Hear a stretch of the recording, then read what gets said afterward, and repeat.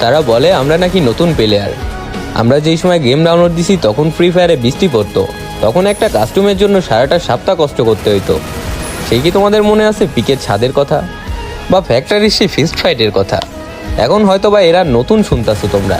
হ্যাঁ, তোমরা নতুনই শুনবা, কারণ নতুন প্লেয়ার যারা আসো তাদের এই সম্পর্কে কোনো ধারণাই নাই।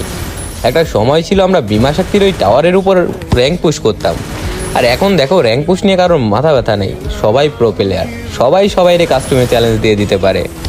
এখনকার প্লেয়ার তো কাউরে কেউ সম্মানই দেয় না। বাট আগে আমরা যদি 1v4 ক্লাস করতাম আমাদের বিগ ফ্যান কয়ে চিল্লাইতো সবাই। আর এখন দেখো 1v6 ইজিলি মারতে পারলেও সেই 1v6 এর মায়ের খায়া বিগ ফ্যান করার মতো কেউ নাই। হয়তোবা প্যানেল ইউজার বলবে, নয়তোবা বট বলবে। আসলে এটাই হয়তোবা সময়ের ব্যবধান। সময়ের সাথে সাথে সবকিছু পরিবর্তনশীল।